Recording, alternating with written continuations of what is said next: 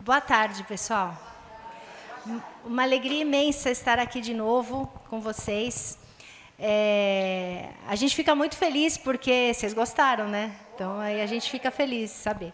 Ou estão sem opções, né? Ou estão sem opção, também.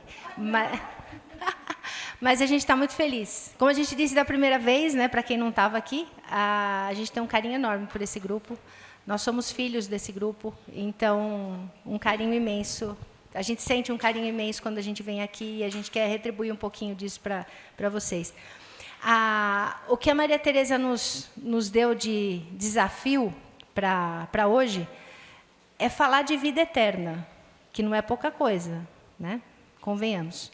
Então, isso tudo, lógico, por causa da proximidade de finados, que vai ser na semana que vem, né? Então, a gente vai tentar hoje aqui fazer um compilado, né, de coisas para a gente refletir sobre a vida eterna, né? Alguns conceitos, algumas coisas importantes que a gente precisa conhecer da nossa igreja, da nossa fé, e que nos levam a viver bem o dia de finados, esse momento tão importante de reflexão sobre a vida eterna.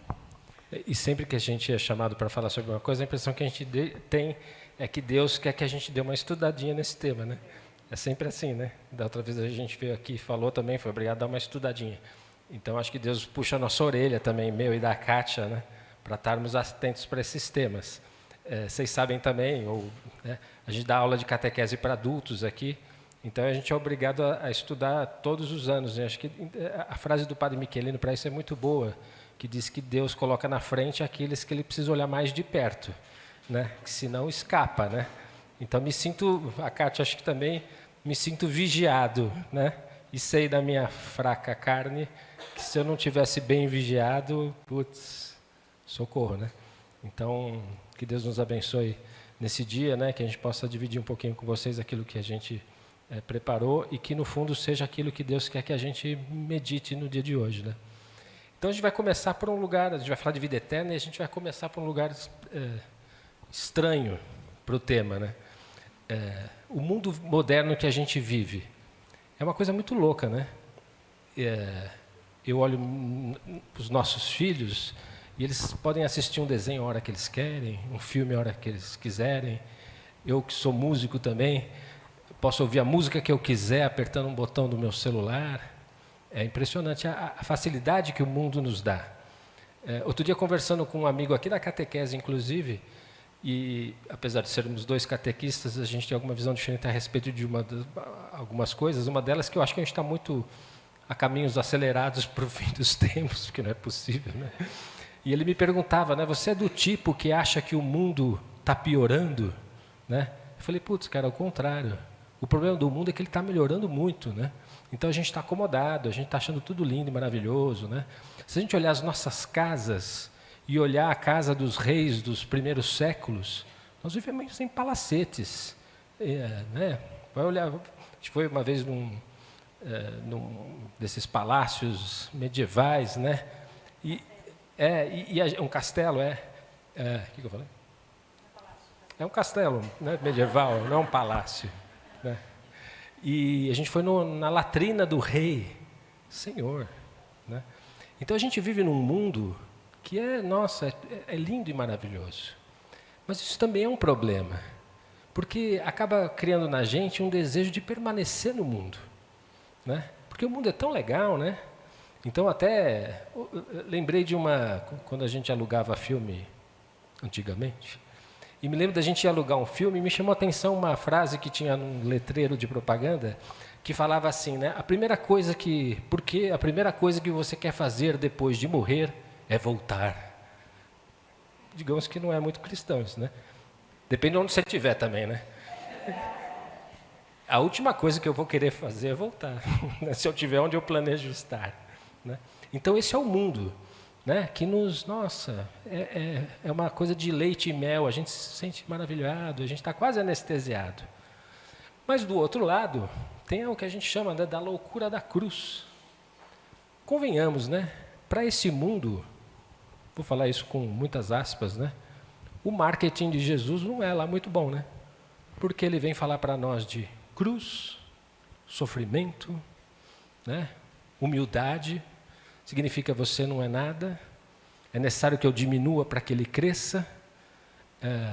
E se a gente fizer tudo o que ele nos pede, e não é pouco, e contrariar o mundo, o que não é fácil, nós vamos ganhar um prêmio que nunca ninguém viu, para um lugar que quem foi não voltou para contar para a gente.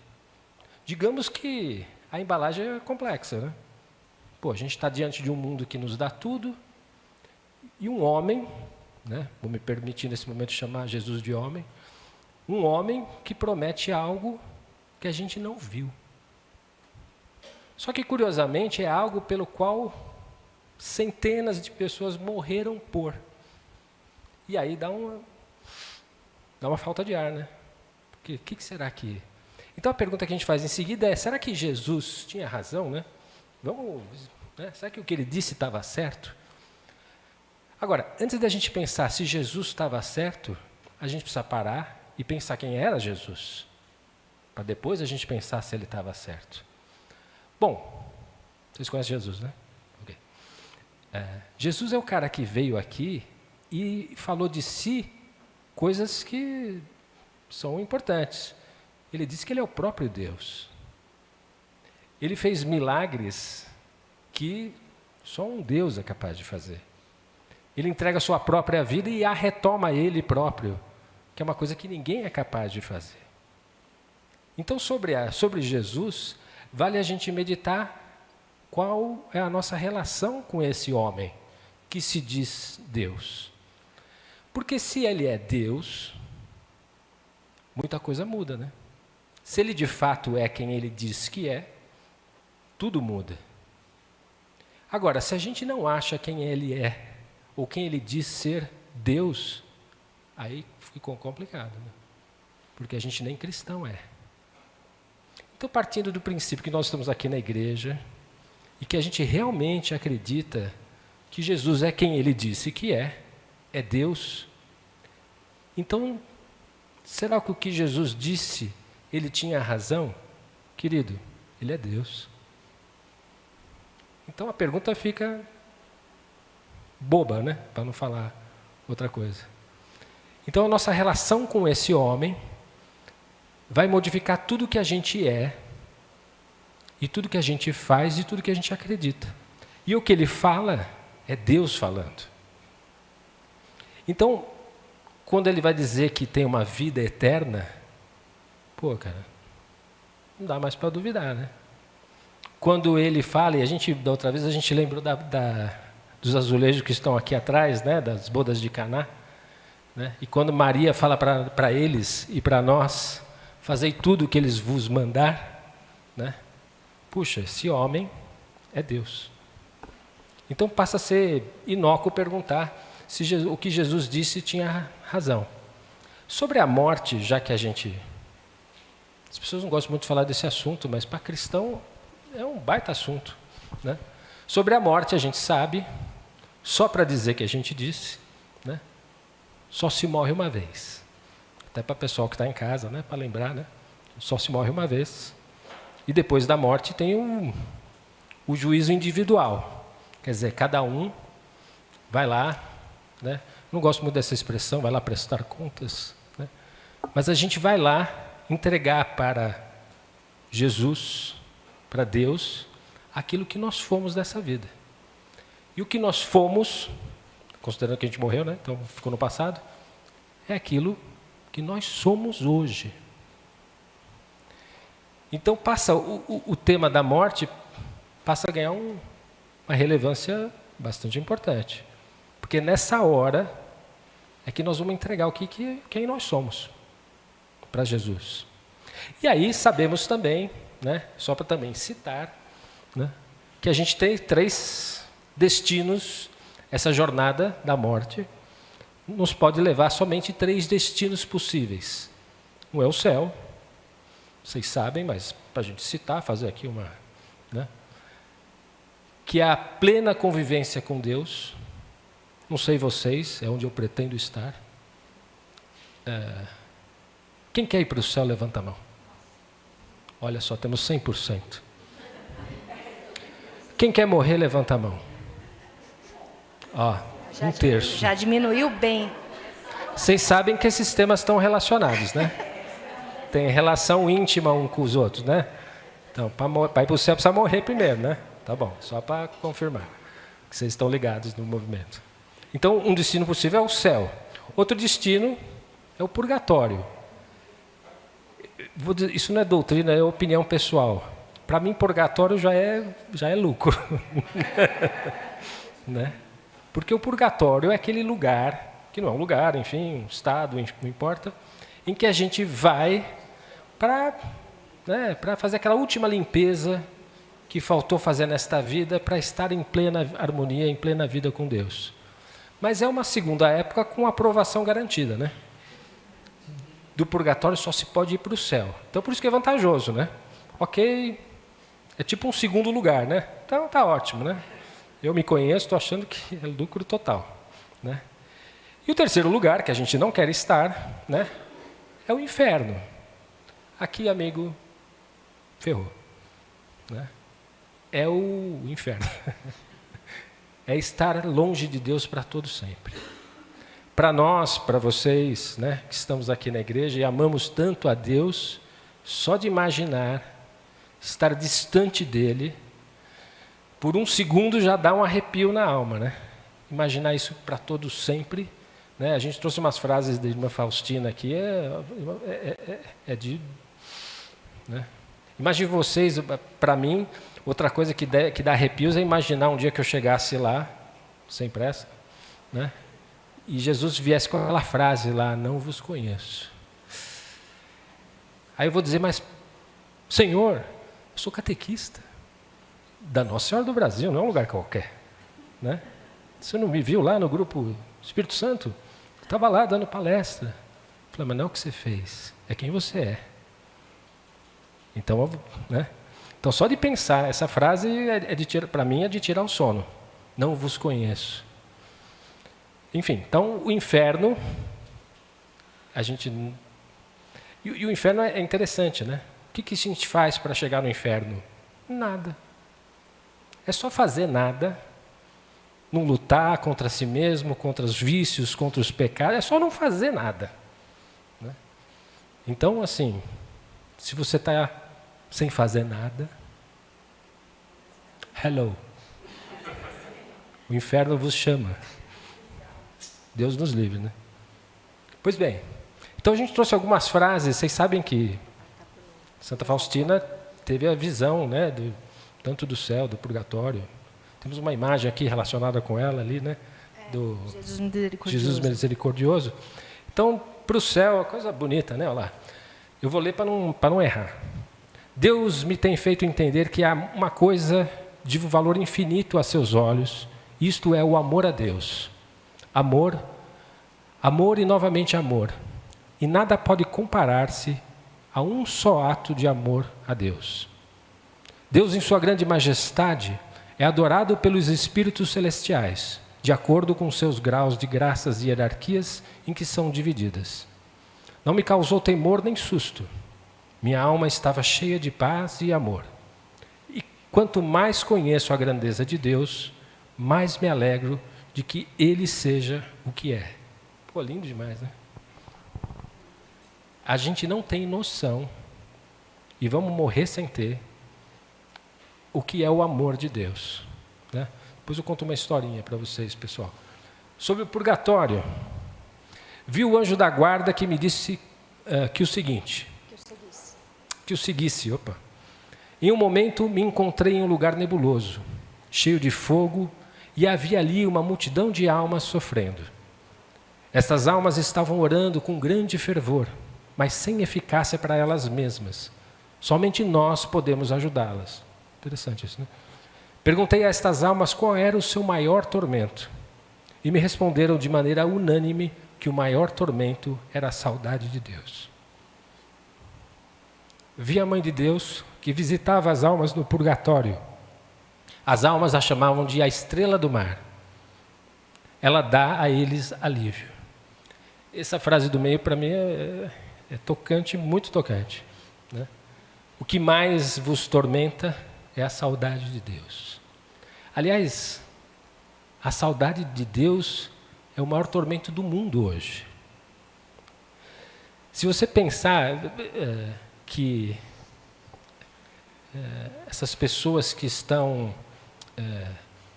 a imagem e semelhança com Deus colocou na natureza do homem algo que o homem não consegue apagar. É parte da natureza do homem, a imagem e semelhança com Deus. Então o que acontece? Quando o homem tenta lutar contra Deus, é uma luta em glória, não tem como vencer. Porque é lutar como algo que já está inscrito em si, né? E o homem sofre por essa saudade. Então ele se afasta, ao se afastar sofre, porque tem saudade, porque na verdade ele quer voltar, né? Não quer se afastar. Então, quando fala da saudade de Deus, é que nem quando a pessoa vai, uma pessoa desligada da igreja, sei lá, desligada das coisas de Deus, e que ouve uma palavra e fica emocionado, né? Vê uma coisa bonita assim, que lembra o amor de Deus, né? Os olhos enchem de lágrima. Isso é a saudade de Deus, ele não sabe, né? Esse choro enrustido que flui quando Deus aparece, quando a palavra de Deus aparece, que nem Emaús, né? O coração deles estava aquecido enquanto ele falava. Então, essa emoção que a gente sente é essa saudade de Deus, né? E aí, o inferno, né?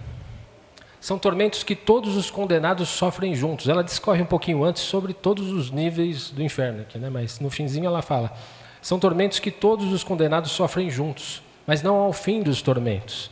Existem tormentos especiais para as almas, os tormentos dos sentidos. Cada alma é atormentada com o que pecou, de maneira horrível e indescritível.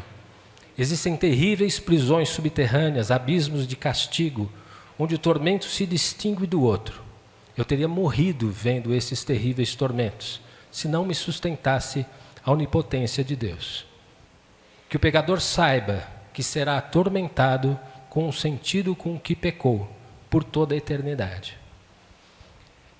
Então, vamos ser francos, a Kátia não queria pôr esse slide. Meio pesado, né? A gente precisa, né? Pensar que em Fátima, Nossa Senhora mostra o inferno para aquelas crianças, né? Se fosse hoje, ia falar, nossa, que desumano, né? Mas para que Nossa Senhora faz isso? Porque a gente não pode perder isso do horizonte. Ela quer nos mostrar um lugar onde a gente não quer estar, mas que a gente precisa saber que existe e que está lá. E que para chegar lá basta fazer nada, né? Muito bem. E aí a gente começa, isto posto, né? A gente tem a vida eterna à nossa frente, como nosso fim último. A gente tem 3 lugares para a gente ir. E aí a gente começa agora a pensar como que a gente vai chegar em cada um desses lugares. Ou melhor, como tem que ser o nosso plano para chegar no céu, que é onde a gente quer chegar. E aí tem alguns conceitos importantes para a gente relembrar, que tem a ver com a comunhão dos santos, né? Todo mundo já ouviu falar da comunhão dos santos. Nós temos 3 igrejas. Ó, já começava a falar, bom, você vai falar que tem mais de uma igreja. Não, são 3 igrejas. A igreja triunfante é a igreja do céu, a igreja dos que estão salvos, a igreja dos santos. A igreja militante somos nós. Nós estamos aqui na igreja militante. A gente está lutando para chegar lá na triunfante. E nós temos a igreja padecente, que é a igreja que está no purgatório. E se vocês notaram na frase lá de Santa Faustina, ela disse que as almas, não adiantava elas rezarem por elas próprias. Elas dependiam das nossas orações. Daí vem a importância justamente da comunhão dos santos. O que é a comunhão dos santos? É justamente essa unidade da nossa igreja dessas 3 realidades. A igreja do céu, nós que estamos aqui, e a igreja que está no purgatório, né? As pessoas, as almas que estão lá no purgatório. Então, no momento que a gente vai à missa, que a gente participa da celebração da Santa Missa, que a gente reza, vamos imaginar que nós não estamos sozinhos. Nós temos toda a igreja junto conosco. Nós temos todo o céu junto conosco. Nós temos todas as almas do purgatório que estão ali esperando as nossas orações. E nós temos todas as pessoas no mundo inteiro que estão unidas a nós em oração. Então, isso é uma beleza muito grande da nossa igreja, porque nós nunca estamos sozinhos na nossa aflição, no nosso problema, no nosso sofrimento.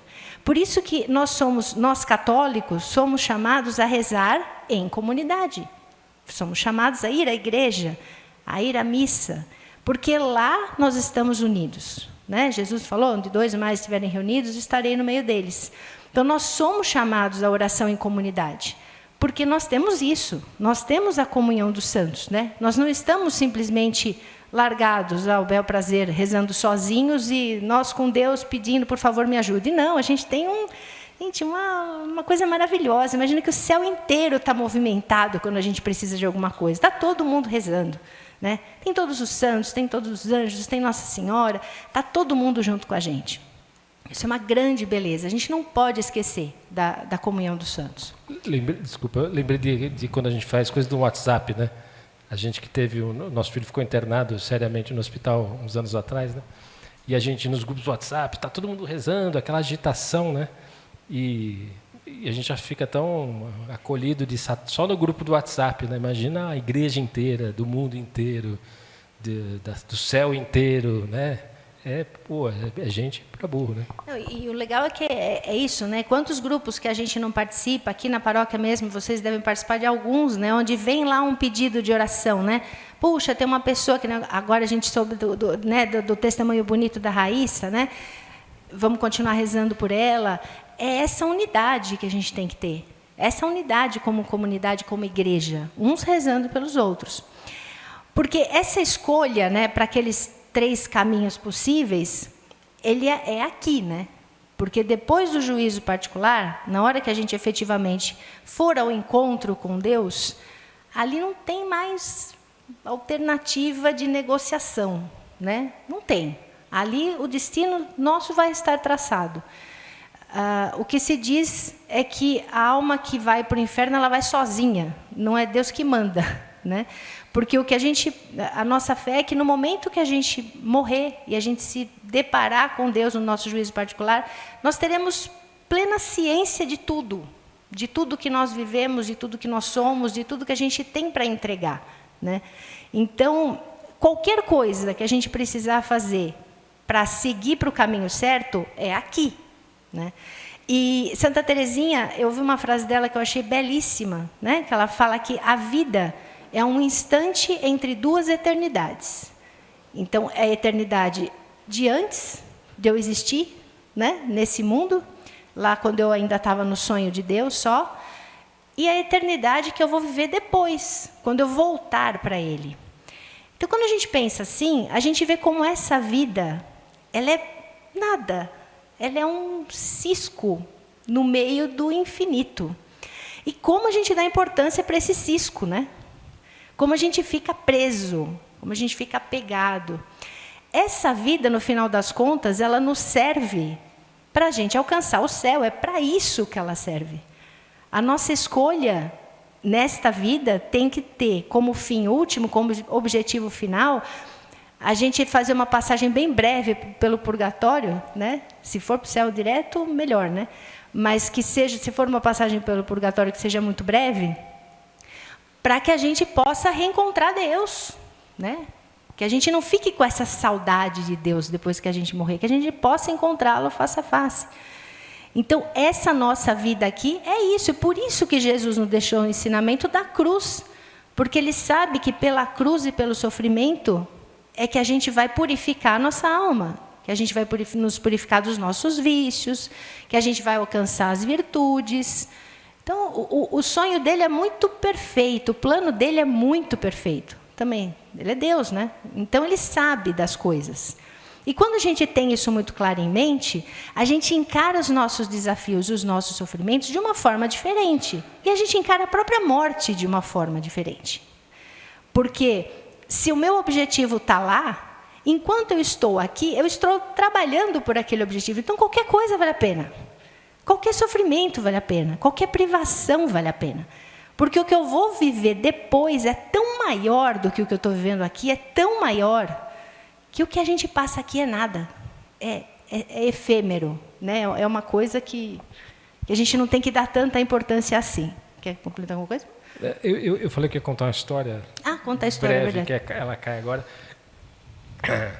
Lógico, eu não sou Faustino, mas quando eu era bem moleque, eu falo bem moço, né?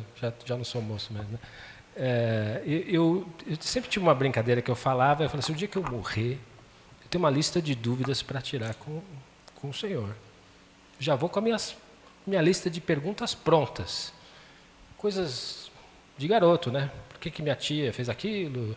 Por que minha avó morreu daquele jeito? Por que aquela criança está doente? Né? E eu, sei lá, jovem, pós-adolescente, tinha uma lista, juro para vocês, considerável. Eu falei, não, senhor, senta aí, nós vamos conversar. Antes de discutir para onde eu vou, eu estou cheio de dúvida aqui, nós vamos resolver isso aqui. Né? E aí, não sei se foi nesse dia, eu sempre tive isso. E um dia eu adormeci. Né? Não vou dizer que foi uma visão sobrenatural, porque nem sou digno. Né? Mas do adormeci, tive um sonho. Nesse sonho eu morri. Né? Mas era tudo assim, não tem nenhuma imagem, infelizmente, é só uma sensação, uma escuridão, assim, não ruim, mas uma sensação. E me lembro e falei assim, agora chegou a hora, estou com a minha lista, agora nós vamos resolver esse troço. É a minha sensação no meu sonho. E de repente eu me vi, não vi nada, me senti na presença de Deus. Né? Senti que, falei, uau, tem parece aquela história bonita, né, de que fala que Adão, quando estava na mansão dos mortos, de repente fala assim, o Senhor chegou, né? Percebi que Deus chegou, né? Então percebi que Deus chegou. E lembro de ele me perguntar assim, então, quais são as suas dúvidas? E minha resposta foi, nossa, Senhor, não tenho mais nenhuma dúvida. Essa é a sensação que eu tive. A sensação de uma certeza, assim. Porque diante de Deus não tem mais lugar para dúvida, para essas coisas da gente daqui, né? Então me lembro dessa com muito carinho, inclusive, e é de muito tempo atrás. A gente conta isso na aula, né? Então, Senhor, não tem mais nenhuma dúvida. Né? Espero que a gente se sinta assim, né? Então, essa vida é uma grande dádiva, né? Que Deus nos dá para que a gente possa fazer essas escolhas. E aí um ponto que a gente, pensando, né, em coisas que a gente pode fazer nesta vida, para que a gente facilite o nosso caminho lá para a vida eterna, além da nossa vida reta, né, assim, além do nosso esforço por não pecar, o nosso esforço com as virtudes e se manter firme nos sacramentos, na nossa vida de oração, tem uma listinha de coisas, né? Tem um tema que, às vezes, se suscita um pouco de dúvida, que são as indulgências. Né? A gente está chegando em finados, a gente vai falar, né, Maria Teresa, quais são as indulgências, as condições para a gente conseguir indulgência no finados. Então, vamos explicar um pouquinho a origem da indulgência na igreja, como que ela surgiu, o que ela é de fato e para que ela serve na nossa vida prática. Né? Então, quando a gente fala de indulgência, a gente tem que reportar lá na igreja antiga, bem lá no começo. Hoje, como é que funciona? Você comete um pecado, você vai no confessionário, o padre te escuta, você se arrependeu, você está decidido a não fazer de novo, ele te absolve e te dá uma penitência. Simples como isso, vida que segue. Tá fácil para a gente. No começo da igreja não era assim. Quando o pecador chegava perante a igreja e contava o seu pecado, ele primeiro tinha que completar a sua penitência para depois poder voltar à frequência na igreja. Só que as penitências eram muito duras, eram coisas realmente muito pesadas. Às vezes ele tinha que ficar 1 ano, se ele entrasse na igreja, ele tinha que ficar no fundo da igreja, batendo no peito, ou ele tinha que ter sacrifícios até físicos, eram penitências extremamente pesadas. E era assim que funcionava. Então a pessoa ficava um tempão, às vezes 1 ano, 2, um pouco afastado, né, e nessa condição de pecador, né, de humilhação, para que ele pudesse cumprir a sua penitência e depois voltar. Aí o que acontece? Nessa mesma época, começou aquela fase de perseguição forte dos cristãos, em que os cristãos eram levados à morte, se eles não negassem a Cristo e não prestassem lá culto ao imperador, normalmente, aquela questão. E aí tinha dois grupos, né? Você tinha aqueles grupos de cristãos muito firmes na sua fé, que não negavam a Cristo e chegavam a ser martirizados, eram mortos. E tinha um outro grupo que não era tão firme assim na fé e que acabava negando a Cristo para não morrer. Ou seja, esse pessoal que negou a Cristo está afastado, né? Ficou fora da igreja. E uma parcela deles, muitas vezes, se arrependia. Então, eles chegavam de volta na igreja e falavam, olha, me arrependi de ter negado a Cristo, não quero, né? Estou arrependido, me dá aí a penitência que eu quero voltar para a igreja. E aí o que começou a acontecer como um ato de grande amor? Aqueles cristãos firmes na fé que seriam martirizados, começaram a escrever cartas para os bispos, que chamavam cartas de paz, oferecendo o sacrifício deles, para que a penitência daqueles outros que estavam voltando arrependidos fosse reduzida. É daí que surgem as indulgências, que o mérito de um dos bons fosse aplicado como atenuante da pena dos outros que estavam voltando arrependidos. Essa é a origem da indulgência. E esse é o sentido da indulgência para nós. Então, hoje, quando você... E a igreja tem uma série de ocasiões para que a gente possa conseguir indulgência, que pode ser parcial ou plenária. A plenária quer dizer total, né? Todas as suas... A gente já vai explicar o que é pena. Todas as suas penas serão apagadas. Ou a plenária, ou a parcial, que, como o próprio nome diz, é parcial. Então, a igreja nos pede, muitas vezes, alguns atos externos e internos. Então, eu vou ter que comungar, eu tenho que participar da missa, eu tenho que me confessar. Finados, a gente vai dar toda a listinha, mas uma delas é ir ao cemitério, rezar pelos mortos. Em troca disso, a igreja concede, assim como o bispo naquela época, né? Então, os méritos, lembra a comunhão dos santos? Os méritos que existem na igreja, os méritos dos santos, eles são concedidos a nós, pecadores que estamos aqui, para que as nossas penas sejam reduzidas. E quando a gente fala de pena, separa duas coisas, momento conceitual, né? Você tem a pena temporal e a pena eterna. Quando você vai se confessar e o padre te fala que você está absolvido, ele te livrou da pena eterna. O que é a pena eterna? A pena eterna é que te leva para o inferno. Né? Então, quer dizer, você não vai para o inferno. Você foi lá e confessou que você matou o seu vizinho. Que horror, né? Poderia ter dado outro exemplo. Não, você não matou o seu vizinho. Você roubou uma caneta na papelaria. Aí você foi lá, se confessou, o padre te absolveu. A pena eterna é apagada naquele momento. Você está livre de ir para o inferno. Mas a pena temporal exige reparação. Vamos dar um exemplo. Uma criança está jogando futebol na rua, né? Ela deu um chutão na bola, pum, estourou a vidraça do vizinho. O moleque entrou em casa desesperado, falou com a mãe, mãe, foi sem querer, eu chutei a bola, bateu lá. Não, vamos lá, filho, vamos falar com o vizinho. O vizinho que é uma pessoa muito legal, conhece o menino, tudo bem, não tem problema, eu sei que foi sem querer. Tudo bem, aquilo ali está perdoado, mas a janela quebrou, né? Alguém vai ter que pagar aquela janela. Isso é a reparação dos nossos pecados. A gente foi perdoado por quebrar a janela, mas a gente tem que pagar a janela. Né? Vamos ter que pagar o conserto da janela. Isso é a pena temporal. A pena temporal ela pode ser reparada nesta vida com os seus sofrimentos, se encarados e se vividos com amor, né? Sem revolta. Ou podem ser reparadas com as indulgências ou no purgatório. Né? As que sobrarem vão ser reparadas no purgatório. Porque vamos imaginar que o céu, como se fosse uma festa de casamento, né? Que você tem um vestido lindo, branco, maravilhoso. Branco não, porque não é noiva. Um vestido azul, claro, bonito, você é madrinha. Aí você foi sair de casa e caiu uma xícara de café no seu vestido. Você não vai entrar na festa de casamento com um vestido azul celeste manchado de café. Você vai ter que trocar o vestido, você vai ter que lavar o vestido, você vai ter que tirar aquela mancha. É isso, você não entra no céu com uma mancha na sua alma. Você precisa lavar a mancha da sua alma. E você só lava essa mancha no purgatório. Porque vocês lembram que a visão de Santa Faustina, o purgatório não é um lugar facinho, não. Né? Existe um sofrimento grande no purgatório. Porque a alma está sendo purgada. Né? Esse é o exemplo. O verbo, né? A reparação das penas estão acontecendo lá.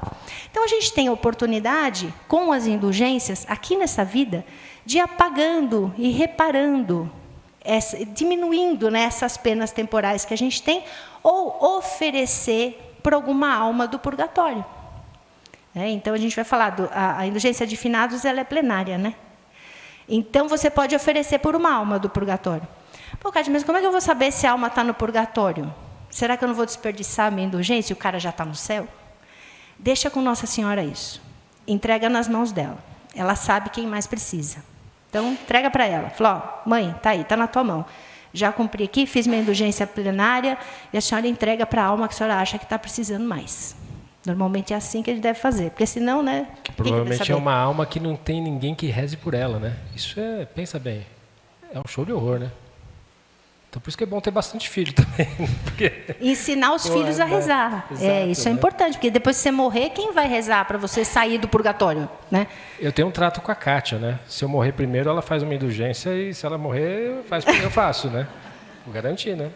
Eu lembro no finados, faz uns 3 anos, né? A gente explicou melhor para os meninos, que eles estavam começando a crescer, tudo, e o meu pai tinha falecido faz uns 3 anos, sei lá. E eu lembro que na missa eu falei para eles, vamos cumprir direitinho as indulgências, como tem que ser, e vamos oferecer para o vovô, né? E, na verdade, a gente falou, 5 almas estão indo para o céu hoje, né? A gente pensou no meu pai, mas tem outras, né? Porque somos em 5. E eles ficaram muito felizes com aquilo. Que eles falaram, nossa, o vovô Mané está no céu agora por nossa causa? Eu falei, exatamente, por causa de vocês. Vocês rezaram, cumpriram as indulgências, o vovô foi para o céu por sua causa. Tem uma alminha lá, voando lá, sei lá eu, para o céu. Né? Então, a gente tem que cultivar isso nas crianças, né? Essa importância da oração pelos mortos, pelas almas do purgatório, porque elas esperam, elas precisam da nossa oração. E essa coisa da comunhão dos santos é legal, né? Porque imagina com que alegria e fervor esta alma que você rezou e libertou não vai rezar por você, né? Imagina com que gratidão. Eu, cara, falei, vou rezar a eternidade para esse cara aí que me libertou, né? Eu tive um cara que trabalhou comigo de família muito espírita, assim, né? E me lembro de rezar por aquele pai. Falei, meu Deus, ninguém aqui vai rezar por esse homem. Ninguém vai rezar por esse homem, né? Então, o legal da comunhão dos santos é isso, né? E a indulgência vai para quem Nossa Senhora quiser, né? O cara tem que ser católico? Acho que não. Ela resolve. Né? Ela resolve, está com ela isso. E aí o que a gente vê, quando a gente pensa na morte, é que é tão lindo isso que a gente falou até agora, né? Esse plano de Deus, o céu, todas as ferramentas que Deus deixou na nossa mão para a gente ir para o céu. Mas o inimigo quer sempre atrapalhar, né? E o que ele põe no meio do caminho? Um medo maluco nosso da morte. Um medo, um pavor. Acho que todo mundo fala, você não tem medo de morrer? A maioria fala, eu tenho medo de morrer, eu não quero morrer hoje. Né?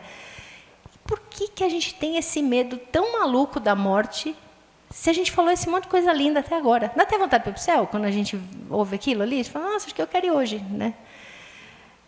Por que será? A gente tem um pavor da morte. E provavelmente esse pavor da morte é porque a gente não tem tão firme no nosso coração a existência do céu. Que aquela verdade não está tão arraigada no nosso coração. Porque quando alguém da nossa família morre, é lógico, a gente fica triste, a gente sente saudade, a gente não queria que acontecesse, tem um pouco de egoísmo nosso, a gente quer a pessoa com a gente. Né? Isso é normal a gente sentir, somos humanos. Mas, ao mesmo tempo, a gente tem que ter um pensamento cristão de falar, poxa, meu ente querido agora está com Deus. Né? Eu vou rezar para que ele, se for para o purgatório, que ele saia logo, que ele vá para o céu. Isso tem que nos dar uma tranquilidade. Não quer dizer que a gente não vai ficar triste, não quer dizer que a gente não vai sofrer, que a gente não vai ter dias mais difíceis, dias mais fáceis. Mas o nosso pensamento cristão tem que ser no sentido de que essa pessoa que eu tanto amo não está mais aqui comigo, mas ela está com Deus, e um dia eu vou encontrá-la. Essa é a nossa fé cristã, que um dia a gente vai encontrar os nossos queridos quando a gente chegar no céu, que a gente vai reconhecê-los. Né? Acho que dá até um calor assim, no coração, quando a gente pensa, puxa, né, eu vou reencontrar com meu pai? Vou reencontrar com meu pai. Né? Que lindo isso. Ele vai ser meu pai, ele vai ser daquele jeito? Eu não sei, mas, enfim, eu vou reconhecê-lo. Isso que é importante. Então, esse medo da morte, essa coisa sombria que a gente tem, isso é uma armadilha. É uma armadilha. Como é que São Francisco chamava? Boa morte, né? A amiga morte. Então, assim, a gente não tem que ter medo. A gente que é cristão, a gente não tem que ter medo da morte. Nós temos que ter medo da morte se a gente não tiver em estado de graça. Aí a coisa pega, né? Então, assim, vigiar e orar, e a gente não sabe a hora. Então, se a gente nossa alma está ali, firme e forte, a gente está junto de Deus, a gente está sempre atrás dos sacramentos, a gente se confessa, está buscando sempre estar em estado de graça, não precisamos temer a morte, de forma alguma. Não faz nem sentido, né, sendo cristão. Quer dizer, então a gente não tem medo da morte, né? E pensando na lógica, a gente tem medo da falta da graça, né? É isso que a gente tem que ter medo. É disso que a gente tem que ter medo, né? A gente tem que ter medo de estar longe de Deus na hora da morte. Quando você vai morrer? Alguém sabe aí? Eu não sei. Então, acho que a solução é estar sempre perto de Deus. Pronto, resolveu. Né? Na hora da morte. Porque a gente falou lá no começo lá do mundo maravilhoso, né? E ele é engraçado, né? Faz aquela coisa linda e na porta da morte bota esse monstro aí, né? Por quê? Parece um último guardião, né? Aquilo que ele quer tanto nos manter neste mundo, que na porta da morte ele bota um monstro para nos manter nessa vida, né? Então a nossa mente fica viciada, né? Então a gente tem que ficar nessa mesa. Quando a gente pensa na morte, tem aquele monstro. Não, eu tenho que ficar nesta vida. Então ele quer nos aprisionar nesta vida. Mas não pode, né? Porque ele não é dono da vida, né? Tem outra pessoa que é dona da vida. E é essa visão aqui, né? Eu vou viver para sempre ou morrer tentando. Né? É isso.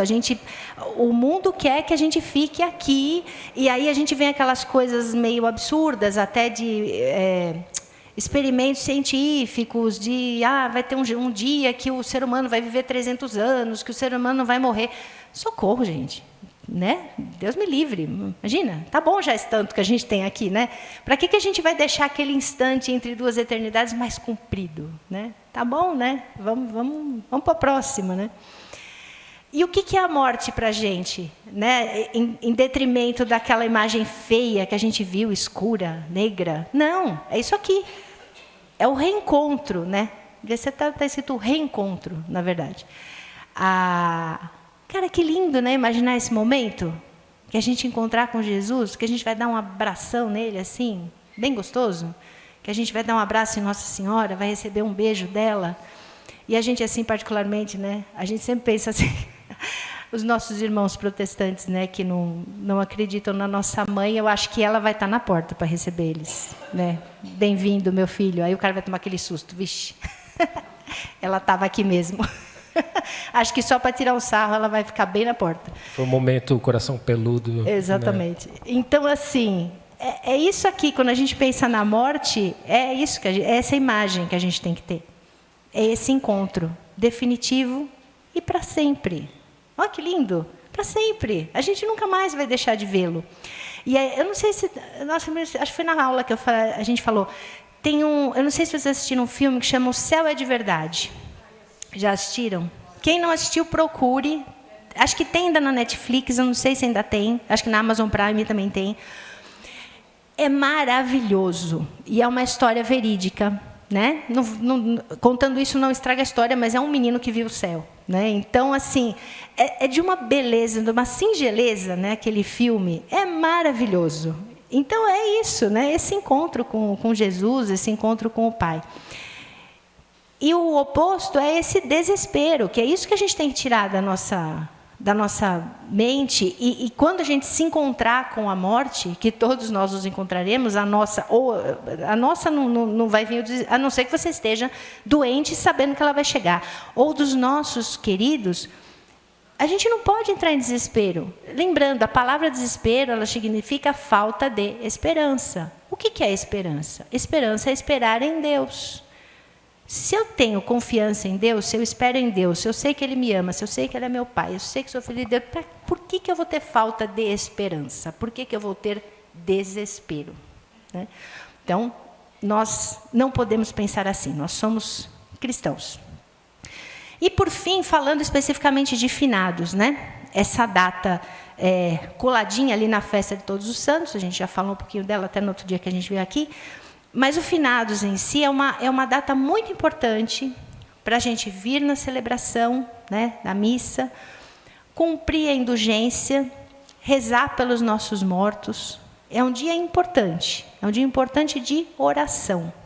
E como é que se cumpre a indulgência de finados? Até não sei se tem alguma coisa diferente esse ano, Maria Teresa, o que a gente pegou... a indulgência normalmente tem algumas coisas que para todas é igual, né? É você participar da Santa Missa, comungar e ter confessado, né? Você tem uma semana para fazer isso, né? Para fazer tua confissão. Você estar em estado de graça, rezar pelas intenções do Papa e visitar um cemitério e rezar piedosamente, né? Pela pessoa, né? Falecida lá no cemitério. É o dia para isso. Né? Ainda esse ano tá bom, tá fácil, porque é na quarta-feira, não é emendado, né? Ninguém vai passear, vai para a praia, né? É quarta-feira mesmo, né? Dia seguinte tem que trabalhar, então tem que fazer as coisas, tudo. Então vamos dedicar, né, esse tempo para que a gente possa estar em comunhão com os outros santos, né? E fazendo o nosso papel efetivamente de filhos de Deus e que estamos aqui para chegar no céu. Esse é o nosso objetivo. O fracasso do cristão é perder o céu. O padre Michelino fala isso, ele tem toda a razão. Não existe fracasso neste mundo, nenhum fracasso deste mundo que deve nos abalar. O único fracasso é perder o céu. Esse a gente não pode perder. E pensar que a gente está aqui, sei lá, algum dia nós vamos estar do outro lado, né? Esperando que alguém reze por nós. O que está em jogo aqui é a nossa eternidade, né? Não é pouca coisa, né? Acho que até está acabando a bateria bem na hora H. A bateria está acabando, mas só tem mais um slide. A da Kátia também está acabando. Só porque eu acordei às 4 da manhã para rezar o rosário, só isso. Então, assim, só para a gente encerrar o último slide, quando a gente fala dessas coisas, o que está em jogo não é pouca coisa. O que está em jogo é a nossa eternidade. Então, assim, a gente não pode tratar isso com descaso, com baixa prioridade. Eu vejo isso depois, né? Porque, por mais que seja duro falar isso, para o inferno é descida ensaboada, né? É só não fazer nada, né? E Deus nos dá todas as condições, né? Os sacramentos, a missa, enfim. Então, e Deus, como a gente gosta muito daquela pintura... Aliás, está aqui. Oh, esqueci. Essa pintura a gente gosta muito dela porque ela é muito representativa, né? Do lado de lá tem Deus que está se segurando nos anjos para não cair da nuvem, né? Se esticando o máximo possível para tentar alcançar o homem, nós. E do lado de cá, nós, folgadões, sentado, com o braço mole, né? Apoiado no joelho. Pensa nesse cara aí, né? É um vagabundo, né? Com o braço encostado no joelho e o mané nem estica o dedo. Esses somos nós, não sei vocês, esse sou eu. O que ele precisa para encostar em Deus? Esticar o dedo. É pouca coisa, né? E Deus está lá, se esticando, se segurando. Olha lá, ele está segurando no anjo e tem um anjo segurando o braço dele para ele não cair, né? E do lado de cá o cara não estica o dedo. E olha com que olhar de descaso. Olha o foco de Deus na ponta do dedo tentando alcançá-lo, né? Então é uma pintura lindíssima, né? E que reflete nós.